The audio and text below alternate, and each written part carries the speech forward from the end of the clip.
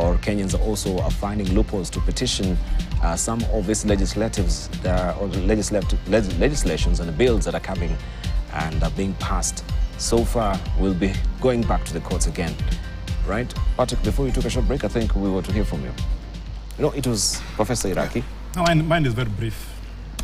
I'm very saddened as an academic when you report live on TV that our MPs are not reading documents. So when people make decisions at such high level based on rumors without data, then we're in deep trouble. I think such decisions at that high level should not be made emotionally, but people should read documents, analyze them, focus on research before they make very good decisions. And maybe this is why it is very contentious that people don't read the background information, they don't do research. Because if all these 300 and something MPs were doing their background research, we'll probably be getting a better bill. Number two, I think it is high time we also, when it comes to housing, it's not just the government but also the private sector. And I think we should be asking, what incentives are we giving the private sector to supplement government efforts? If you go to the top of one high building in the city of Nairobi, any high building, and you look down into the city of Nairobi, probably 99% of the houses, whether commercial or residential, are owned by the private sector. So let the government and the private sector be like a pair of scissors. You need both blades to cut. And number three, I'm concerned by the amount of energy that we are using on housing bill, whether in such a debate, in political rallies and everywhere, which I think is deviating us from more substantive issues. For example, the price of energy, health sector, education, and joblessness. So I hope nobody is using the housing levy to divert us from other more serious issues. I'm not saying it's not serious, but I think housing is not the only problem this country is having. We have a lot of other problems, and it's time we also focus on them. All right. Okay. I think you've been in it, unless Dr. Shemo Chodo, you have another angle. Just to add, in terms of MPs, I recall even in our time, although that was about 20 years ago, it all depended on the quality of MPs and their level of commitment to legislation. Why you reading documents? You start there. Well, yeah, I think even in our time, I think I was voted then most active, if either second, I think to Jim, to Anyona, second most active MP. So that tells a lot in terms of participation. So, but yeah, there were the MPs that, you know, could, during debates, they dash into toilets and then just come as voting machines. But at our time, we didn't have the level of support that MPs now have. You know, there was no CDF, we didn't have research support, we didn't have officers, and yet still there are a number of MPs who are doing quality work. So I think it's incumbent on our legislatures to they need to rise to the occasion and rescue Parliament from the demise that we are seeing. Yeah, but I was just looking at, you know, even Quarter of a Day here in the People Daily, as you can see it there. They're saying, this is the Deputy Majority Leader, Owen Baya, who says, today, I had to go to the tea area, library, the parking bay, and other areas to look for members to raise quorum. Imagine. To save the private members' businesses. Look at that. Right? And serious business. You're like a prefect, you know, the way you go to, that is work. Tell people to, that is his work. Yes, to go and tell people from the parking bay, they are in the parking bay. Call them on the phone wherever they are. To raise quorum. Yeah, he's paid for that. Yeah, but at the same time, the MPs themselves, if there's serious business before the House, they really need to avail themselves. They shouldn't be disappearing. But having said that, Bal, when you were talking of us being in a mess, I was wondering if you become military. You know, the mess. The mess in the military. Yeah, but seriously, this or the police housing, canteens as well. I agree with Professor. We need to have more involvement of the private sector. In fact, when I was talking of public participation, it's in the wider context. To what extent have we engaged the populace? Have we engaged the private sector, the experts, the professionals in the sector, and get their views? Don't just do public opinion as a technicality, but indeed listen to the experts and carry on board their thinking so that we move on this journey together as a country. not something government is pushing down Kenyans' throats. Right. Okay. I want us just to move on to another developing story, and this is the government's G2G deal. Even in light of what we're talking about, fake fertilizer, MPs are seeking to have the government-to-government, that is G2G procurement model, which is currently being used to buy fuel on credit adopted in the purchase of fertilizer. Barra North MP Geoffrey Ruku has moved a motion seeking to introduce the model that will see Kenya buy subsidized fertilizer from countries that have a surplus of the critical farming input. The motion is awaiting debate in the National Assembly. An excerpt of the motion reads, quote unquote, "This House therefore resolves that the government, through the Ministry of Agriculture and Livestock Development and its agencies, adopts the government-to-government model in the acquisition and supply of fertilizers by identifying potential partners, countries that have surplus or surplus and quality fertilizer." The MP said the cost, quantity and quality of fertilizers and subsequently the cost of production of food crops and cash crops, including coffee, tea and miraa, had increased partly due to a big markup put by private suppliers. This, Mr. Ruku said, poses a threat to the country's food security at a time agriculture contributes about a quarter of Kenya's GDP. Under the G2G arrangement, the government will buy and distribute subsidized fertilizer through Kenya Farmers Association, Kenya Tea Development Agency, Coffee Board of Kenya, and Kenya Planters Cooperative Union, among other agencies. The MP argued that the G2G deal has been noted to lower cost of products and that there are countries willing to enter into a G2G arrangement for supply of fertilizers to Kenya. G2G has been proven to be effective in provision of services that have a direct impact on citizens' livelihoods, including the cost of living, such as the supply of fertilizer, particularly in countries with similar agricultural conditions as Kenya, he said in a motion. Now, an audit report by Auditor General Nancy Gadungu, however, poked holes into the model, revealing that it had instead led to an increase in the cost of a litre of fuel, which crossed the 200 shilling mark for the first time last year. The government has announced that it will end the G2G deal for oil in December this year, after it was found to have also distorted the currency markets. Let's try and tease out this, because also we're waking up to this particular headline today on the front page of The Star. We ran you by that particular story. KEBS seizes fake fertilizers at NCPB. So you think it's wise to go for the G2G? We've been here before. It's the same story. You know my view on G2G. Government should not get involved in commerce matters unless there is a national emergency. If there's a national emergency and the country cannot operate under normal laws, then the government steps in. But when there's opportunity to operate under normal laws, the government shouldn't get involved. Now, I just want to go back to this much maligned organization called the National Trading Kenya National Trading Corporation, KNTC. Yes. That organization was originally put together as an arm that was able to negotiate deals on a large scale for the country and mediate on prices, sort of basically moderate prices in any commodity in the country. That was the role of KNTC.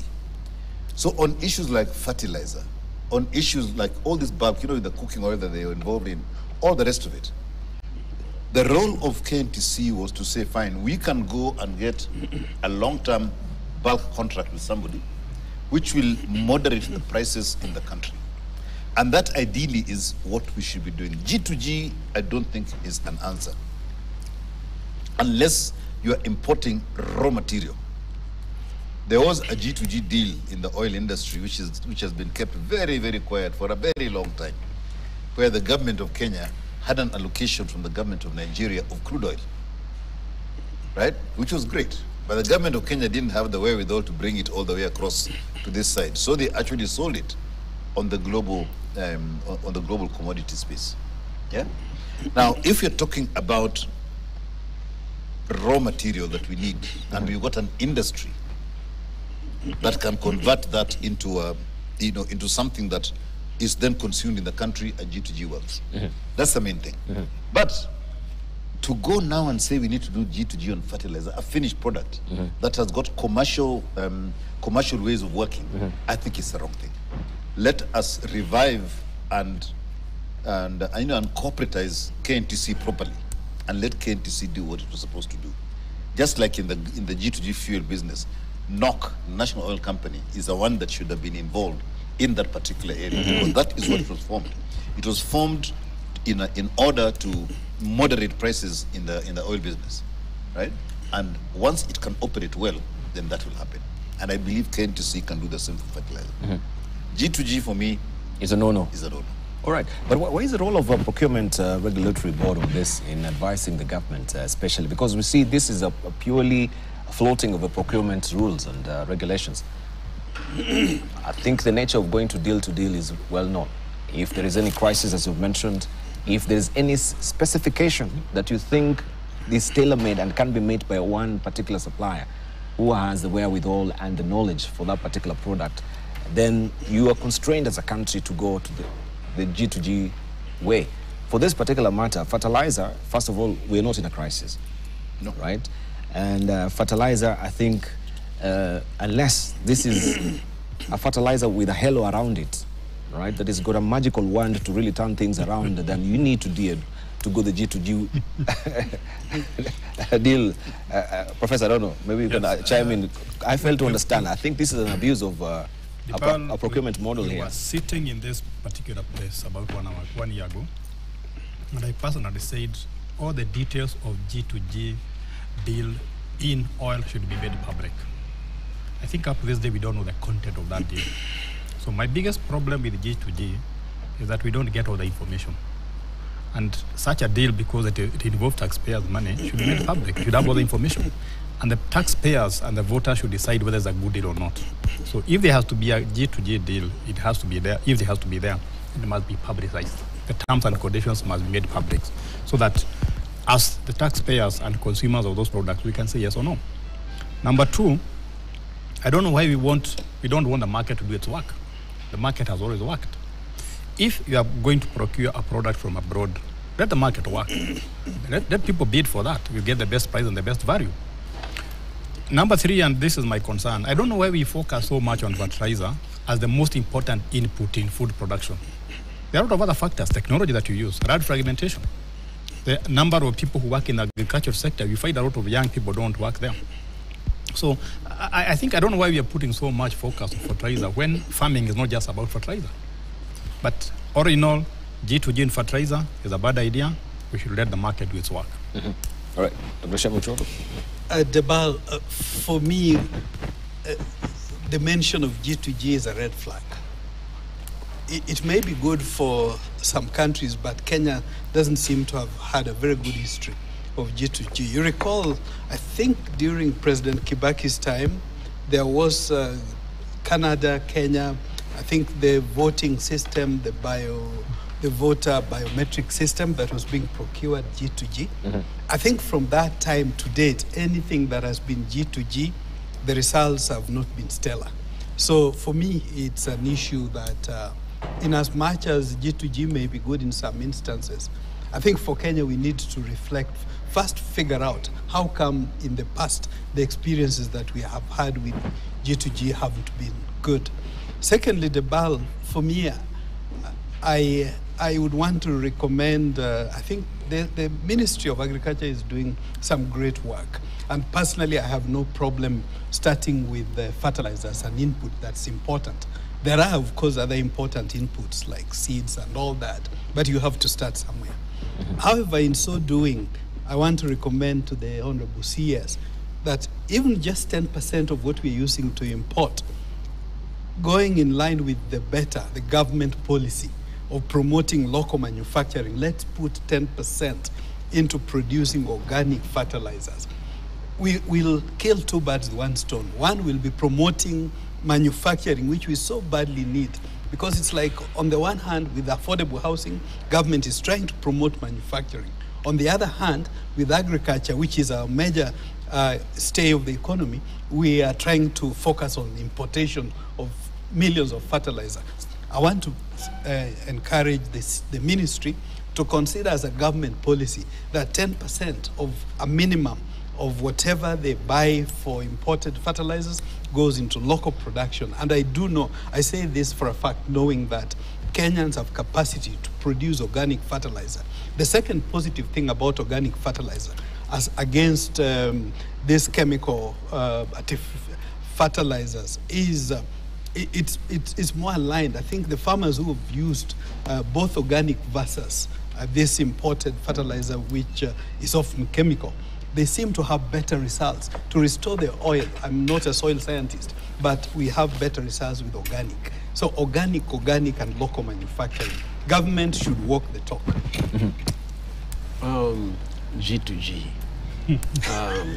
You know, someone in this particular forum actually monitored that to be gangster to gangster. It's a good one, eh? I don't think it was one of us. That's creative. It's been stated on this tape, but G2G should kick in only when there is significant market failure. And I think Patrick has alluded to that. And this does happen when, like we had in supply of commodities during COVID, but we have also had it over time, like in the old days of the Cold War, where governments interrupted the performance of markets willfully. But without that, we should really allow markets to function. I know my colleague here has highlighted the benefits of KNTC. These are normative benefits he's highlighted, I must add, because the actual experience hasn't always panned out like that, but you know, they had a very unique role to play.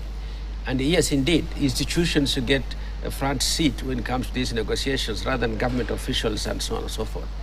I am also suspicious of this G2G that is being proposed for fertilizer.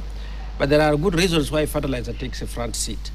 Among the elements that move the production frontier out, increase production per unit of input, technology is right up there. This technology, in case of agriculture, comprises seed technology and fertilizer technology that goes with it. The rest of the things, the plowing, the planting rates and so on, those are not, they're important and they're easy to grasp. But because farmers are so dependent, can be so dependent on it, they don't have the capacity to second guess the quality and so on. They rely on government institutions, and government institutions must play their role or let the law play its part, including that of bringing a sense of discipline in the system when the institutions play rogue or they play lazy. And I think this is something is happening around that in this case. All right. Unless there's anything else that you want to add on this particular, we move on. I just like the argument my colleague came up with about organic fertilizer, because when I was growing up, I don't remember my dad ever buying this chemical fertilizer. He used organic fertilizer. We would get some things from the farm, waste and so on, and turn them into organic fertilizer. And it worked very well. Even as we talk today, anytime I want to put some fertilizer in my small garden, I never use chemical fertilizer. I have a neighbor who makes organic fertilizer. I just go buy and use it. But don't ask me why it is. I won't disclose for security reasons. We need to aggregate them, actually. In one project that we involved, supported by the GIZ, the German government, there are about eight small-scale manufacturers, so to speak, who produce organic. Actually, one of them has potential to produce 1,000 bags of organic fertilizer every week. When we visited some in Mount Kenya region, some of them produce it from sugarcane waste. Another group was producing it from rice husks and cow dung. Another was doing it from soya beans and some of those sunflower waste and so on. So I think this is an area that our researchers need to pay a lot more attention to, so that we produce ultimately not just for local consumption, but also for export. But organic anytime. Organic foods, organic fertilizer. Yeah, Is the way to the only thing to remember there, without dragging you back, is that why the chemical fertilizers have stuck around all these years, despite the presence of organic fertilizer, is that you can produce a purposeful fertilizer with the components that relate to the microsoils that you're dealing with. You just don't put in like we used to do with cow dung, which is extremely useful and it has many strengths, but may not be catering for the particular deficiency you want. So you need a combination of both. We still must be part of the global trade systems. We should just get rid of the corruption that each time we have managed processes like that, they're dominated by corruption. And that's a big problem that we must seek to avoid. It's a slippery area for Kenya, but it's not generally a slippery area as a global mechanism of managing trade. Government-to-government deals could work better in some cases, but in our case, you can be sure, like the legislation before Parliament, they're talking about sourcing countries that would source fertilizer at a lower cost. Somebody has already got an arrangement underway. So they just want to sanitize this. That's the problem. But You always have to look at the nuanced sentiments that are underneath this particular initiative. Remember, That really on counts. research, These are two MPs, eh? yeah, no. A little point just to complement the point Chairman was saying. Apart from even researching into chemical fertilizer, I think even our researchers could look into what kind of organic for particular soil. So I would just change the focus with the research. I'm sure I would want to believe almost for any kind of soil, we're likely to find a solution depending on the mix, the molecular mix of whatever inputs we use for organic fertilizer. But, so I would want... but will that really matter? Even if you are coming with that particular mix, right, and you have the molecular mix, as you put it, yes, and then we have the fake fertilizer at the end of the day in the market, 5,840 bags. I mean, that's a huge amount of bags that are now being disposed to farmers. What they have caught. And you've seen, I think, you know, we have John Alamu who has done a report on this as well, and you can see how farmers are decrying the fact that they can't trust some of these bags of fertilizer that are being distributed. So somebody should be liable on this at the end of the day. Are we talking about corruption? Exen Iraqi? As a person who has tried some farming, I'm very alarmed when I hear that you can get fake fertilizer, because the next thing you hear is fake seeds. So people get fake seeds, fake fertilizer, maybe even fake farmers. You can be sure that the food insecurity is going to become a big issue here. But I think we need to know who is selling this fake fertilizer, because we can trace the supply chain. Why is nobody being held accountable? So I think the regulators are also failing somewhere, because by the time that fertilizer got into the warehouse, into NCPB, you know, once you get anything to NCPB, you believe it has gone through the quality checks, the robust quality checks. Even they sampling has been, they should be accountable. How can they be storing fake fertilizers? And remember, it is not even one bag, it is 5,000 bags. On the same over forum, 5,000 bags. We talked about fake certificates. So when everything in Kenya becomes fake, I get very concerned. Because someone might even say this broadcast is fake. Yeah. So I think let's be real in this country, so that we do what we are supposed to do for the citizens of this country. We improve the living standards. We create jobs for the young people. It's fake. Why do we allow it? Particularly fake certificates, fake fertilizer, fake drugs in the market. Everything appears to be fake. But we have a country of deception, institutions deceit. that are authorized and have the capacity to rain down on this without, you see, now somebody is waiting maybe for a statement from the president to speak on this. We're not running our country right. There are institutions created to handle this, and we shouldn't be waiting for presidential edict all the time. That just bogs him down for no good reason. When we have these institutions paid for by the taxpayer, which are sitting back. We have had fake sugar before. And then only when it arose, and Keb says, oops, we have caught some and so on. Now we have fake fertilizer. In fact, there was this expose by, I don't know which of the papers had it. Maybe it was Nation TV. I don't know, there could be another. They talked about, what do you call this place near Gilgil, where you have these the mining, where they mine Flosper. Flosper, is it? Yeah, is that what they call the place? And they caught up with the packaging, the labeling on it, and it was all. This person was transported, was hired as a contractor, transported that to cereals and produce board. So clearly, they are not small quantities. It's not as if one truck went in. No, he didn't know how many trucks, and it was hundreds of thousands of bags that had. So here, it will not. It will not easily happen in any other country, I can tell you. But in Kenya now, people seem to have developed quick ways of getting rich quickly. This we must stamp down.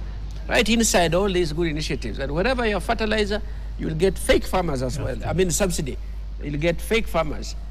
You get fake this, fake that, and we know it happens, but we don't stamp it out. I think the Minister of Interior, the Minister of Agriculture should actually be held responsible on this. Oh yes, yeah, yes. Because you should come and tell us, with all honesty, how the 5,000 bags have been caught in NCPB depots in this country. And first of all, heads should roll. 500,000. 500,000. Yes. Right? Was it 5,000. 5,000. Yes. Over 5,000 bags. That's the GPC. 5,000 plus. So, yes. The BAL, for me, obviously, if one was to ask just one word or two words, value system, I think there's such a big deficit in that regard that people look for shortcuts. Even business people who try to be crafty. You know, it's so annoying, but the BAL in this particular case, government institutions, we saw a gentleman speak on TV, very confident, purportedly, I think a company called GPC or something, talking so confident, was even calling out KEBS, that why don't people wait for KEBS? Now KEBS has come out, he's saying, no, disowning that there's only one product that we have certified. So how do people get KEBS label, not just for fertilizer, but even for other things? This aspect of underworld, the BAL had a very bad experience yesterday evening by these people who are crafty. They find crafty ways to make ways. Somebody called me as if she is a woman representative of a neighboring county, and that if I knew somebody who was qualified to be employed by TSC, she could recommend this opportunity to recruit a few people from the leaders have. So, you know, in quick thought, I had a relative low down there who I know qualified, needs to be joining the TSC. What I didn't imagine was that this was somebody who was looking for money. Little did I know that once I give a name, that person would go around and ask this person to send money, only to find out later. You know, I'm saying in my mind, how can Kenyans be so creative? Spending time to do wrong things, that's the fakeness. Fraud, I think, is really a problem that as a country we must espouse, embrace value systems. I am a bit worried when KEBS, they come and say that, you know, we found the bags bearing our standardization marks. Right. In this age where we're living in high-tech technology, you know, in digital space as well, we have the QR code that someone can actually just put a QR code to verify, even with the KEBS system, if this particular bags are authentic. If you look at the KEBS stickers, anyone can print them from River Road. Yeah, seriously. Yeah, I mean, there's no magic around it. You know, there's no watermark. I don't know if maybe you can interrogate, but I have never seen. I mean, it is so simple. It can be printed down. So they should not even be worried that it is bearing their standardization mark. Living in a country where everything is all about fakery and thuggery, I mean, anything will go at the end of the day. But how can they use digitization to try and make their system watertight, so that even quality assurance, right from KEBS to NCPB, is checked and verified at the end of the day? Briefly. You know, the BAL is, you can use technology to do that. For example, I've bought some drugs in pharmacies, and then there's a code you can scan, and then you can find out whether that product is fake or not, when it was made and so on. But it's even more serious because in the last one or so months, we have had very serious accidents on the road. I think condolences to 11 students from Kenyatta University, my fellow university. But when there's an accident, one of the things that we do is we arrest the driver. careless driving. People we should be mandatory testing. But do we ever focus on fake parts that are sold in this country? How many people buy fake brakes, fake fluids, and so on? So there's a whole ecosystem on fake things in this country that must be stamped. Which takes us back to what my colleague says, our value system. Because one of the hallmarks of an advanced society is that you should always think about your consequences. Because nowadays, as long as it is as long as I'm benefiting, I don't care about you. I've seen people driving ahead of me. Somebody takes soda and throws the container out, or a bottle of soda out of the window, because it is not in your car that you don't mind. And I think that's one thing we need to start teaching our kids. I hope it is in CBC that you should always think about the consequences of your actions and how other people are going to suffer from your consequences and the planet itself. Right. In fact, Debal, in terms of technology to certify, I think there are even organizations in this country, I think it's called GS, who have pretty modern technologies for identification and certification. I really think you're very right. KEBS needs to up the ante. Yes, that's indeed. right. Indeed. All right, KEBS need to up the ante. You know, we are calling on you and other regulators as far as authentication, verification is concerned.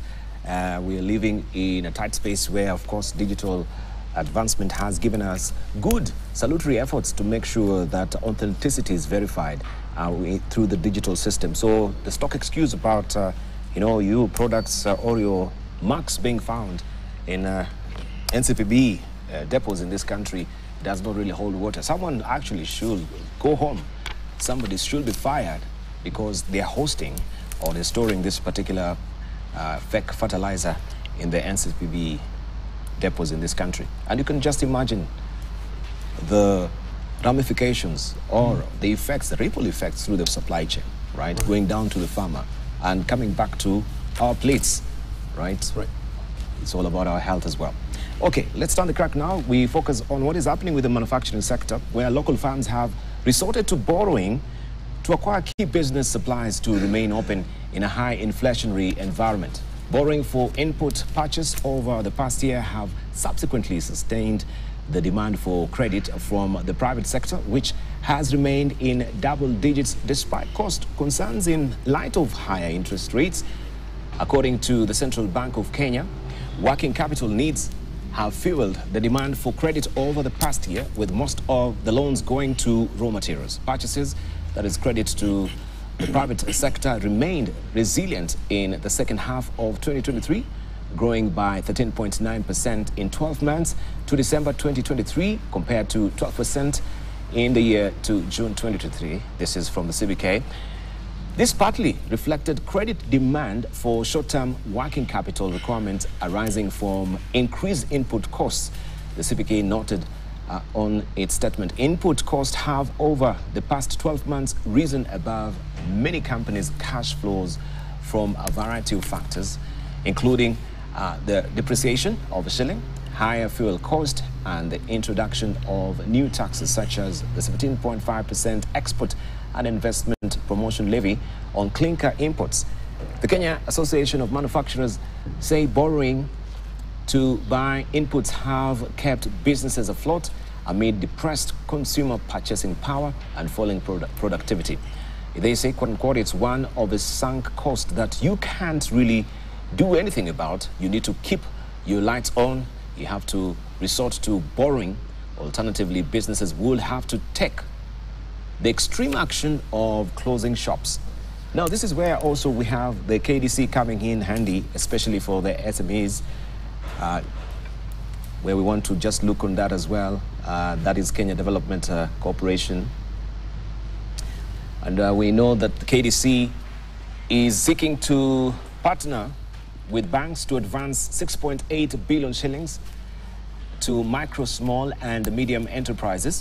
Under the plan, the state-owned development finance institution will advance between 10 million shillings and 500 million shillings to each financial institution for on-lending the corporation.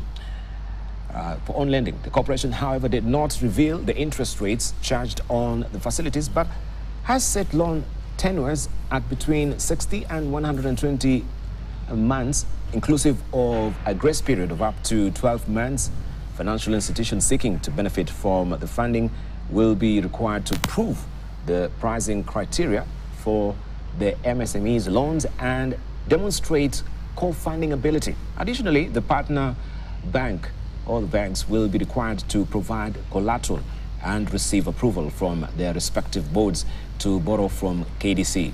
KDC's SAFER fund cover liquidity support to SMEs, de-risking lending through bolstering the national credit guarantee and providing technical assistance and project management. And we want to just also rope in the chair of Kenya Development Corporation in light of what we've just seen, the manufacturing sector borrowing, also defaulting on these loans as well. But there's a good savior here in the name of Kenya Development Corporation, SAFER Fund. Bonacha, you can tell us more about that. Yes. You've not disclosed on the interest rates at the end of the day, so many Kenyans will love to know so that it can come in handy for them. This is a line of credit from the World Bank to Kenya, and the Kenya government and the World Bank jointly did decide that the apex institution locally would be the Kenya Development Corporation, and it would only lend to other lenders. These are tough times. They are tough times for users of credit to access credit. But they say cheaply doesn't mean it's free. KDC would be on lending to these lenders at about 8.5%. And then the on lenders will mark up thereafter. KDC does not regulate what that markup rate would be, but it is expected that because they will be getting the funds in a fairly concessional way, as you can see at 8.5%, it's lower than the central bank rate, the interbank rate, which is the minimum at which banks would pay each other if they were borrowing. It does drive up the cost to that minimum. This is well below that. So it's concessionary. We would expect that the ultimate costs, and we'll be monitoring that together with Treasury and so on, and that if it gets out of hand, then you can regulate, you can cap the interest. But the cap is not inside the administrative instruments that were signed as part of the loan. So many of the institutions that are receiving the money might all lend at a rate of around maybe 17% or thereabouts. But in the market, rates are nearer 23%. So I do not know exactly where the individual institutions would place their costs of this money at. But the basic thing is that here we have some funds. So one of our big loans that was made by KDC was to a SACCO in Kirinyaga called Fortune. I think we can mention that it's a big borrower that received the 500 million shillings. 500 million shillings. 500 million shillings. Mm-hmm. It's a big SACCO, 130,000 members. So you can see the per head lending there is about 4,500 shillings only. So the money is not as humongous as it seems in a single figure. But they themselves offer services to their farmers, a whole range of services. Farmers can borrow for any reason, for production, for subsequent as intermediate inputs or their own cash flow management. And there are many other institutions. AFC will be one of those potential users of this money. They'll get it through KDC. So it's not 6.8 billion is tidy sum of money, but the demand is much larger than that. So I think this is to test the market, see how it's going, and see if in fact we can get several rounds of this kind of money. So you're throwing in the dipstick to see how it fares? If you're saying test the market. Yes, you do test the market, and if it doesn't go well, you have to redige the thing a bit. Okay. However, it's done. All right. Just looking at maybe you can talk about the manufacturing sector and how they're decrying. We have how they've been decrying the rising cost of inputs as well. And if my director may just pick up, of course, that particular graph where we can see the producer price index and the year inflation rates. If you can look at that, since March 2021 has been rising exponentially, looking at the PPI, and then we have the inflation has been going down a bit, but still the prices are not reflective of how the inflation rate also is faring as well. So rising exponentially. We've alluded to the fact that taxes also contribute largely to this as well. Excellent, Iraqi? I think that should not be surprising if you look at that graph, because you can clearly see inflation has started going down, but prices are still up, because as one economist said, prices are usually sticky. So if you are going to sell something today, you might have used prices of yesterday to make that product. So it's not automatic that since inflation is going down, the prices will go down immediately. But my biggest concern is that our manufacturers are going to the bank to get working capital. To me, that shows how serious things are. I think you can borrow, you're supposed to borrow for capital investment and so on. But borrowing for working capital, that is not expected, and shows that our economy is not doing very well, and we need to do something about it. Now, KDC, I like what Honorable Bunyasi is sharing with us about KDC, that when companies are in problems, when they cannot get enough working capital or they need short-term capital, they can go to KDC. And I think this is a fact we need to agree, or we need to accept, that companies always get into problems. And instead of letting a company collapse, just like a patient, we should always give them first aid or assistance so that they go back into business. And I want to finish by giving a good example. When Obama became the president, one of the things he did was to make sure that General Motors did not go bankrupt. And people are asking, why is the government assisting a private-owned company? Because GM is listed in the stock exchange. But if you look at the consequences, political and economic consequences of letting such a company collapse, they would be so heavy. So although I'm a big believer in the market economy, I'm also a believer that where possible, the government should be able to assist businesses rise up, expand, and create jobs for the citizens of this country. Right. Debal, sometimes some of my colleagues call me optimist. I like to be on the positive side of things. We are together. I think some good things have developed in the past 1 week. The cost of fuel having reasonably come down, I think, is something we can celebrate. I was also, just as you were reading the newspapers from Rwanda, the Afri-Exim Bank has initiated a process for a bank facility or a credit facility for exporters. I think that's welcome. The African Export Fund. The Africa Export Fund is a commendable, is a welcome development. I would want to believe there is also the Africa Guarantee Fund. I think there are a number of different avenues that we need to look at, be a little more innovative, and we must, of course, compliment KDC for what it's doing. Perhaps much more could be done. And maybe it's an opportunity to see how do we tap into the diaspora potential, because we know the money that comes in, more than $500 billion shillings per year, we are told only 5 or 10%, meaning if we could even unlock another amount, another 10% would go a long way. But diasporas are looking for innovative products to make it attractive for them to bring money in a secure system. One possibility may be a deal room that perhaps involves central bank. I understand is considering a hard currency dominated infrastructure bond. Such would be very attractive, and we're having preliminary discussions with the new leadership and the chair of Nairobi's Securities Exchange to try and find something that would help to inspire confidence for diasporas to bring more resources. Lastly, just to mention, I talked earlier on about this German-funded project we do. Forgive me for insisting German. I'm alive to the fact that when Kenya got independence over 60 years ago, Germany was the first country to recognize Kenya as a sovereign state. I keep asking my German friends, where did we drop the ball? So us retightening the bond with Germany and Europe generally would go a long way. This We Do project was completed a study in Ghana and Cameroon.